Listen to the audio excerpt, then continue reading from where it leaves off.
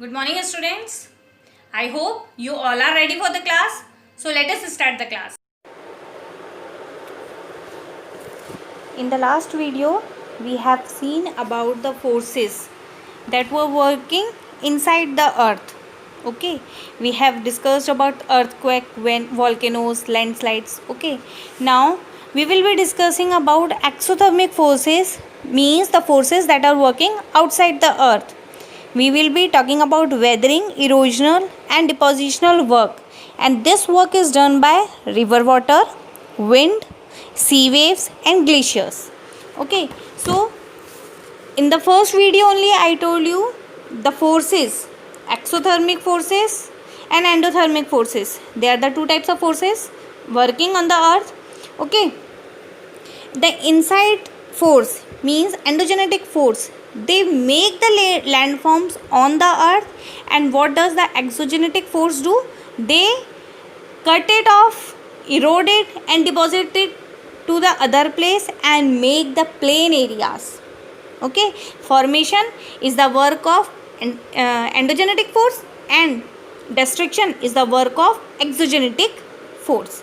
ठीक है, जो अंदर फोर्स काम करते हैं वो तो लैंड फॉर्म्स पे क्या करते हैं, चीज़ों को बनाते हैं, और जो बाहर के होते हैं फोर्सेस वो क्या करते हैं, इनको जो चीज़ें बनी हैं उनको काट छाट करके प्लेन बना देते हैं.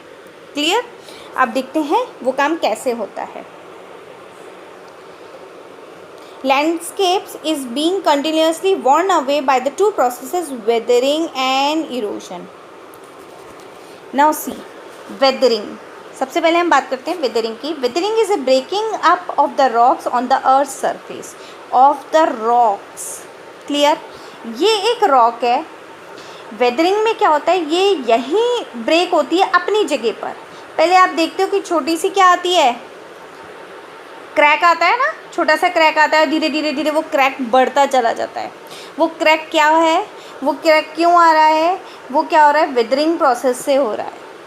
ठीक है, तेज़ हवा चलती है, नदी का पानी बहता है, या सी शोर्स पर है ना, ग्लेशियर्स हैं, ये क्या करते हैं, अपने प्रेशर से क्या करते हैं, इसको तोड़ देते हैं. क्लियर? आप तोड़ देते हैं तो आप ये देखते हो, तोड़ेंगे तो क्या होगा, इसका स्मॉल पार्टिकल्स में ब्रेक होगा. ठीक है, ये स्मॉल पार्टिकल्स या तो हवा बहा के ले जाएगी, या रिवर वाटर, ग्लेशियर, ये सी वेव्स, ये सब क्या करेंगी, यहाँ से इसको उठा करके ले जाएंगी और दूसरी जगह इसको क्या कर देंगी, डिपॉजिट कर देंगी. ठीक है, तो ये जो लेकर के जाने वाली चीज़ है इसको हम बोलेंगे इरोजन. आपने बचपन से साइंस में एक लाइन पढ़ी है, removal of the top layer of the soil is known as erosion. पढ़ा है ना ये लाइन? वो क्या है, टॉप लेयर, यानी कि जो मतलब बंधी हुई नहीं है, जो लूज सॉइल है वो क्या करती है, वो पानी के साथ या हवा के साथ बह करके चली जाती है. ठीक है, तो वो उसको हम बोलते हैं इरोजन. ठीक है, और दूसरे वो जो इरोडेड मटेरियल है, वो सैंड, सिल्ट, ये क्या करते हैं, इसे दूसरी जगह पे क्या कर देते हैं, डिपॉजिट कर दिया जाता है. और जब वो डिपॉजिशन हो जाता है, और वो डिपॉजिशन कहाँ होगा, ये प्लेन एरिया है, ये जहाँ पे ये नीचे वाला हिस्सा होगा यहाँ डिपॉजिट हो जाता है, और इसको क्या बना देते हैं, प्लेन बना देते हैं. क्लियर? ठीक है, तो erosion is the withering away of the landscape.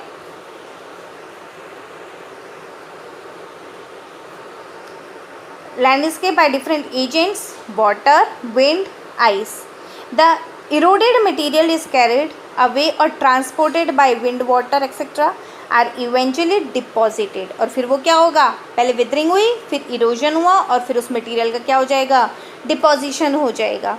This process of erosion and deposition create different landforms on the earth surface. और इससे भी क्या होगा, अलग अलग तरह के लैंडफॉर्म्स बनते हैं, मीन्स उनकी शेप्स में चेंज आ जाता है.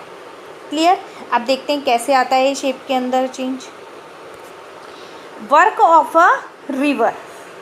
देखो, आप ये देख रहे हो, रिवर है, ये रिवर फ्लो कर रही है और एकदम से नीचे आ जाती है, यानी कि अभी ये कहाँ है, ये माउंटेन एरियाज़, रॉकी एरियाज़ में फ़्लो कर रही है, माउंटेनियस एरियाज़ में. ठीक है, अभी देखो इसमें क्या लिखा है, ये तो हार्ड रॉक है, ये सॉफ्ट रॉक है, फिर ये हार्ड, फिर सॉफ्ट. तो जो हार्ड रॉक होगी वो तो लेट धीरे से कटेगी ना, टाइम लगेगा उसमें, तो उसमें वेदरिंग का काम धीरे होगा। और जो सॉफ्ट रॉक होगी वो जल्दी वेदर्ड हो जाएगी और जल्दी इरोड हो जाएगी वहाँ से, ठीक है, ज़्यादा पार्ट उसका कट हो जाएगा।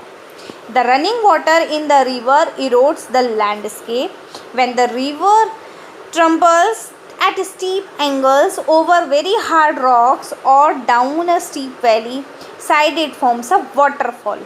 आपको पता है ना झरना गिरता है तो इरोजन होगा और एकदम से जब पानी क्या होगा नीचे की तरफ आएगा इरोड होने के बाद, तब वही इसको क्या बोलते हैं हम, वाटरफॉल, जो कि आप हिंदी में बोलते हो झरना। और झरना अपन ने सब ने देखा है, ठीक है, पहाड़ के ऊपर से एकदम से पानी नीचे आकर के गिरता है ना, तो उसको हम क्या बोलते हैं, waterfall. Clear? Now see, let me explain you one thing. See, these are the mountains. Rivers is flowing, ठीक है, माउंटेन एरिया से आई, फिर धीरे धीरे धीरे धीरे कहाँ आएगी, ये प्लेन एरियाज़ पर आएगी, और फिर बाद में क्या होगा, ये बहुत इस तरह से बिल्कुल स्लो हो जाती है, डिवाइड हो जाती है और यहाँ ओशियन में आ जाती है, ठीक है, ओशियन में आ जाती है। तो रिवर का ओरिजिन क्या हुआ, माउंटेन, ये ओरिजिन हुआ, ठीक है, और ये लास्ट इसका क्या हो गया, लास्ट में क्या होगा, ये सी में मिल जाएगी। तो ओरिजिन माउंटेन से होता है और किस में मिल जाती है, ये जाकर के सी के अंदर या ओशियन या किसी भी वाटर बॉडी के अंदर जाके सबमर्ज हो जाती है। यहाँ तक मेरी बात समझ में आई। अब देखो, जब ये पहाड़ माउंटेन एरियाज़ में से आएगी, पहाड़ों पे से बह कर के आएगी, तब इसके अंदर इसकी जो स्पीड होगी वो बहुत तेज़ होगी। कैसी होगी, तेज होगी। कोई चीज़ मैं अगर ऊपर से नीचे गिराऊंगी, मैंने पानी को क्या किया, मैंने पानी को ऊपर से नीचे गिराया, ठीक है, ऊपर से जब नीचे गिराया तो मैंने उसके अंदर, आप लोग भी एक्सपेरिमेंट करके देखना, मैंने शायद आपको एक वीडियो के अंदर बताया भी है ये एक्सपेरिमेंट, कोई बात नहीं, अगर आपने नहीं देखा तो मैं आपको दोबारा बताती हूँ। आप एक ग्लास लेंगे, उसमें वाटर फिल करेंगे, एक स्पून मड लेंगे और उसको क्या कर देंगे, उसमें तेज़ी से हिलाएंगे उस मड को, ठीक है, और एकदम से उस पानी को क्या कर देंगे, गिरा देंगे, ठीक है। अब आप देखोगे जब ऊपर से नीचे जब पानी आता है तो कितना प्रेशर से आता है, थोड़ी दूरी तक वो उस मिट्टी को भी अपने साथ लेकर के जाएगा। फिर धीरे धीरे धीरे धीरे प्लेन एरिया, मतलब जब बिल्कुल वहाँ पे जब फ्लो करेगा पानी, तो वो आप देखोगे कि उसने मिट्टी को क्या कर दिया है, थोड़ा थोड़ा छोड़ता जा रहा है, और बाद में आप देखेंगे पानी तो चला गया है और मिट्टी कहाँ रह गई है, फर्श पे ही रह गई है, ठीक है। पानी तो आप देख रहे हो जहाँ ढलकान होगा नाली की तरफ क्या होता है, पानी तो निकल जाएगा और मिट्टी क्या होगी, नीचे बैठ जाएगी। क्लियर। तो वो आपने क्या देखा कि वाटर क्या कर रहा है, जब ऊपर से नीचे गिरा तो प्रेशर तेज़ था, बाद में एकदम स्लो हो जाता है। क्लियर। सिल्ट को भी डिपॉजिट कर देता है और पानी चला जाता है। उसी तरह से जब ये माउंटेन एरिया से निकलेगी रिवर, तो इसके अंदर प्रेशर ज़्यादा होगा, ज़्यादा प्रेशर होगा तो क्या होगा, ये रॉक्स को विदर्ड करेगी। आप नदियों के पास में देखते हो ना, बहुत मोटे मोटे पत्थर होते हैं, ठीक है, तो वो मोटे मोटे पत्थर कहाँ से आते हैं, इस पानी के प्रेशर से आते हैं। नदियाँ उनको काट करके लेकर के आ जाती हैं नीचे, ठीक है, और इनको क्या कर देती हैं, यहाँ नीचे आकर के यहाँ ये बड़े बड़े बोल्डर्स डिपॉजिट हो जाते हैं, ठीक है। फिर ये आप वो देखते हो नदी के जो पत्थर होते हैं वो गोल गोल होते हैं। वो कैसे होते हैं, गोल गोल थोड़ी ना किसी ने शेप बनाए हैं, ये तो आपस में टकरा के पानी के प्रेशर से ही क्या करते जाते हैं, विदर्ड होते जाते हैं, इरोड होते जाते हैं, और इनकी शेप कैसी हो जाती है, गोल गोल चिकनी चिकनी हो जाती है। क्लियर। और वो जो सिल्ट होता है, जो इरोडेड मटेरियल है, वो रिवर उसको आगे कैरी करती है, प्लेन्स में डिपॉजिट कर देती है, प्लेन एरियाज़ में यहाँ पर, और फिर लास्ट में यहाँ पे जब डेल्टा बनाती है, ये लास्ट वाला पार्ट क्या होता है, डेल्टा, तो इसको डेल्टा बना करके ओशियंस में चली जाती है। क्लियर।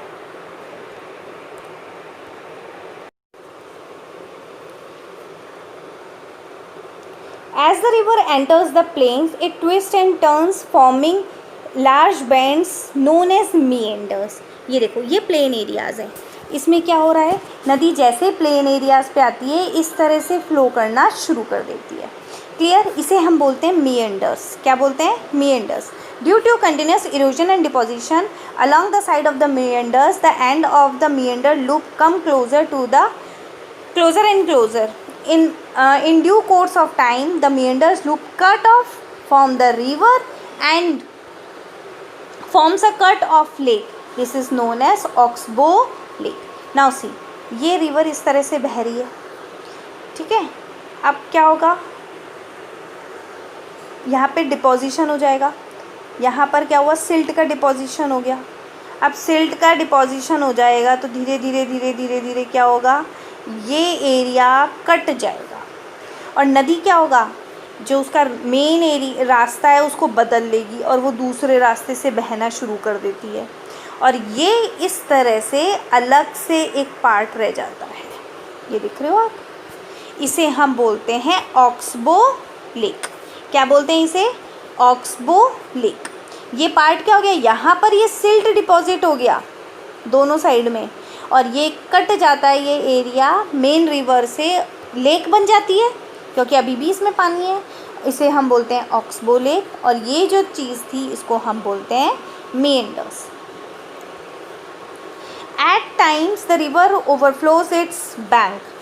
क्या होगा, रिवर का, नदी का जो किनारा है, ये जब इसका जो एरिया है जहाँ पे वो बहती है वहाँ पे सिल्ट डिपॉजिट हो जाएगा तो क्या होगा, बोलते नहीं है फ्लड आ गई, फ्लड आ गई. तो वो क्या होता है, उसका जो एरिया है वहाँ पे तो सिल्ट भर जाता है और वो दूसरी जगह पे क्या करने लग जाती है, फ्लो करने लग जाती है या फिर एक्सेस ऑफ वाटर आ जाता है. अब आप देखते हो नदी जब अब बहती है तो उसके अंदर क्या होता है, मिट्टी होती है ना, मिट्टी, उस मिट्टी को क्या बोलते हैं, सिल्ट. क्या बोलते हैं, silt.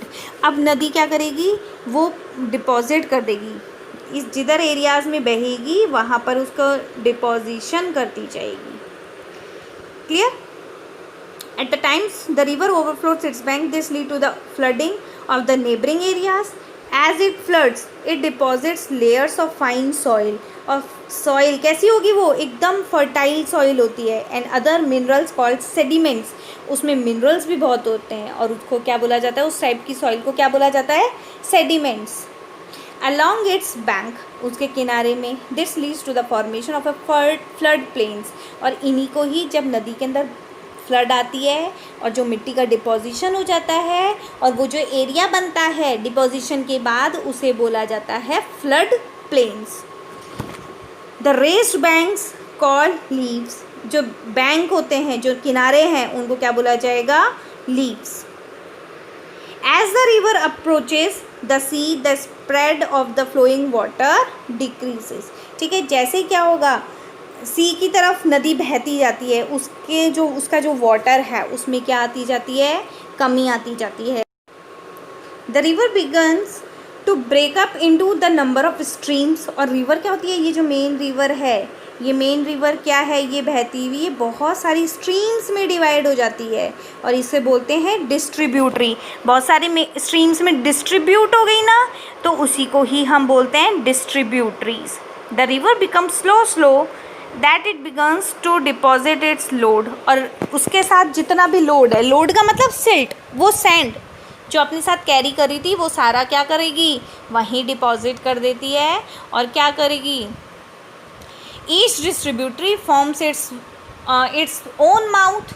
The collection of sediments from the mouth forms a delta. और इस एरिए को हम क्या बोलते हैं, जहाँ पे सैंड का, सिल्ट का डिपोजिशन हो जाता है, इसको हम बोलते हैं delta. What it is known as delta. Clear. ये हमने किसकी बात करी, रिवर की बात करी, जो कि क्या कर रही है, माउंटेन एरिया से आ रही है, वहाँ से रॉक्स को विदर्ड करके ला रही है, इरोड करके ला रही है और दूसरी जगह प्लेन डिपॉजिट करके फ्लड प्लेन्स बना रही है, प्लेन एरियाज़ बना रही है. तो ये किसका वर्क हुआ, किसका वर्क हुआ, ये वर्क था रिवर वाटर का. अब हम बात कर रहे हैं, किस वर्क की बात कर रहे हैं, सी वेव्स की. ठीक है. The erosion and deposition of sea waves gives rise to the coastal landforms. अब सी कहाँ होगी, नदी के किनारे, जो सी इसका किनारा होगा इसका सी का, वहीं पर ये लैंडफॉर्म्स बनेंगे. Sea waves continuously strike at the rocks. और सी वेव्स क्या करती हैं, लगातार. लहरें कभी रुकती हैं क्या, कभी ओशंस की लहरें रुकी हैं, नहीं. तो वो क्या करती हैं, लगातार जो मतलब बीचेस के ऊपर या शोर के ऊपर जो रॉक्स होती हैं कंटिन्यूसली उनके ऊपर आके टकराती हैं. ठीक है, उनके ऊपर प्रेशर पड़ता है। अब वो प्रेशर पड़ता है तो क्या होता है, over times they become larger, sea waves continuously strike at the rocks, cracks develop, धीरे धीरे पहले उसमें क्रैक होगा, over time they become larger, थोड़े दिन बाद हम देख रहे हैं वो क्रैक ज़्यादा बड़ा हो जाता है। Thus hollow like caves are formed on the rocks. अब आप देखो ये कैसी बन गई, एक केव जैसी बन जाएगी ऐसे, ये केव, ठीक है, कैसे बन जाएगी, केव बन जाएगी इसके अंदर। अब ये केव के ऊपर भी कंटिन्यूसली पानी, जो पानी का प्रेशर है उस पर होगा, तो क्या होगा, ये रॉक कंटिन्यूसली विदर्ड होगी। अब कंटिन्यूसली विदर्ड होगी तो क्या होगा, ऐसे आर पार हो जाएगी, आर पार हो जाएगी तो इसको बोलेंगे सी आर्क। क्या बोलेंगे इसे, सी आर्क। ये केव्स थी, ये arc. As these cavities become bigger and bigger, over only the roof of the caves remain. अब ये धीरे धीरे ये जो आर्क है ये बढ़ता जाएगा, बढ़ता जाएगा, बढ़ता जाएगा, तो हम कुछ दिनों बाद देखेंगे ये ऐसा रह जाएगा, सिर्फ इसकी छत जैसी रह जाएगी। फिर भी कंटिन्यूसली इसके ऊपर क्या होगा, विदरिंग होगी, तो इस टाइप का एक पिलर बन के रह जाएगा, उसे बोलेंगे हम स्टैक। क्या बोलेंगे उसको, stack. As the cavities become bigger and bigger, only the roof of the caves remain, thus forming sea arc. Further erosion breaks the roofs and only walls are left. सिर्फ wall बच गई हैं. These walls like features are called stacks. The steep rocky coast rising almost vertically above the sea water is called sea cliffs. ठीक है, इस तरह से ये, और यहाँ पे क्या है, पानी, सी का वाटर, इसको हम बोलेंगे सी क्लिफ्स। जो एक तरफ से सारा ये रोड हो गया है ना, और ये सिर्फ कुछ रॉक्स कहाँ है, बीचेस की साइड में है, इनको हम बोलेंगे sea cliffs. The sea waves deposit sediments along the sea shore forming beaches. जैसे कि रिवर ने रिवर बैंक्स बनाए थे, जो सी वाटर है, सी वेव्स क्या बनाएंगी, बीचेस बनाएंगी। Clear. Now work of ice, हमने देखा है ना, ग्लेशियर सुना है ना आपने, बर्फ़ का पहाड़ होता है, ठीक है, तो वो ये भी क्या कर रहे हैं,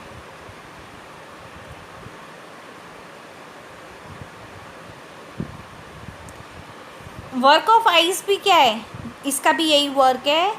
जिस एरिया में ये फ्लो करेगी वहाँ से क्या होगा, जो रॉक्स होंगी, आपने देखा ना बर्फ़ कितनी हार्ड होती है, तो जब ये फ़्लो करती हैं तो क्या होता है, इन रॉक्स को विदरिंग और इरोशन करती है। इन रॉक्स का क्या होगा, विदरिंग और इरोशन होगा। क्लियर। और जो ये ग्लेशियर है, इसका पानी बनेगा, वो भी क्या बनेगा, रिवर में कन्वर्ट हो जाएगा। Glaciers are the rivers of ice which to erode the landscape by bloating soil and stone to the expose the soil rocks below. जो नीचे सॉइल रॉक्स हैं उनके उधर glacier carve out deep hollows. अब glaciers भी नीचे नीचे क्या बनाते हैं, डीप हॉलोज, गहरे गहरे गड्ढे बनाते जाते हैं। एज द आइस मेल्ट, जैसे आइस मेल्ट होगी, they get filled up with water, पानी फिल हो जाएगा उन गड्ढों के अंदर, एंड बिकम्स ब्यूटिफुल लेक्स, और बाद में वो क्या बन जाती हैं, लेक्स बन जाती हैं in the mountains. The material carried by the glaciers, such as rocks, became small sand and silt gets deposited. जो भी अब रिवर की तरह ग्लेशियर भी ये सारी चीज़ें कैरी करेगा और वो डिपॉजिट हो जाता है, और इन्हें ही क्या बोलते हैं, these deposits from glacier moraines. Clear. इन्हीं डिपॉजिट्स को क्या बोला जाता है, glacier moraines. Now work of the wind. अब विंड की बात हो रही है तो तेज़ हवा, ये मेनली जो वर्क होता है ये होता है हमारा डेजर्ट एरिया में। देख रहे हो आप, डेजर्ट एरिया, और इनको बोलते हैं सैंड ड्यून्स, मिट्टी के पहाड़। Have you ever visited a desert? Try to collect some pictures of sand dunes. An active agent of erosion and deposition in the deserts is wind. Desert में erosion और deposition का काम कौन करेगा, wind करेगी। कौन करेगा, विंड करेगी। इन desserts you can see rocks in the shape of the mushroom. आपको डेजर्ट एरिया में कुछ रॉक्स मशरूम की शेप में दिखाई देंगी। क्यों? क्योंकि इन एरियाज से विंड जब चलती है तो क्या करती है, इन एरियाज़ का ज़्यादा विदरिंग और इरोजन हो गया, इसलिए ये इस टाइप से बन जाती हैं। इनको बोलते हैं मशरूम रॉक। मशरूम देखा है ना आपने, वो इसी टाइप का होता है ना। तो these are known as mushroom rocks. Winds erode the lower section of the rock, जो नीचे का सेक्शन है, नीचे का जो पार्ट है रॉक का, उसको इरोड कर देती है more than the upper part. ऊपर के पार्ट को कम, नीचे के पार्ट को ज़्यादा। Therefore, such rocks have narrow baser and wider top। इसलिए इन रॉक्स का क्या है, बेस तो नैरो है और ऊपर से चौड़ी है, वाइड है। When the winds blow, its lifts and transport sends from one place to another। जब विंड बहती है तो वो क्या करती है, इस सिल्ट को कैरी करती हैं एक जगह से। आप मम्मी बोलती नहीं है कभी कभी धूल भरी आंधी आ रही है, खिड़कियाँ बंद कर दो, तो विंड क्या कर रही है अपने साथ, उस सिल्ट को कैरी कर रही है, उस मिट्टी को कैरी कर रही है, जो इरोडेड पार्ट है, जो विदर्ड पार्ट है, उसका इरोड कर रही है, ठीक है। Transport sand from one place to another. When it stops blowing sand falls and get deposited. ये भी आपने सुना होगा कि जो मिट्टी का पहाड़ होता है वो एक जगह से दूसरी जगह शिफ्ट हो जाता है। क्यों? क्योंकि विंड जब चलती है तो मिट्टी क्या होती है, लूज होती है, वो विंड के साथ ब्लो करती है और दूसरी जगह जा कर के डिपॉजिट हो जाती है। तो वो पहाड़ क्या होता है, एक जगह से पूरा का पूरा पहाड़ दूसरी जगह डिपॉजिट हो जाता है। When it stops blowing, sand falls and get deposited in lower hills like structure. These are called sand dunes. इन्हें ही क्या बोला जाता है, sand dunes. When the grains of sands are very fine and light, the wind can carry it over very long distances। और wind क्या करती है, बहुत दूर तक इस सिल्ट को कैरी करती है। When such sand is deposited in the large area is called loess। ठीक है, और इसी जब ये बहुत लंबे एरिया में, ज़्यादा एरियाज में फैल जाती है, उसे बोलते हैं loess. Large deposit of loess is found in China. और इस टाइप के सीन्स हमको मेनली कहाँ देखने को मिलते हैं, चाइना में। So this completes your lesson. So students, I hope you might have understood everything. So in the next video we will be discussing further things.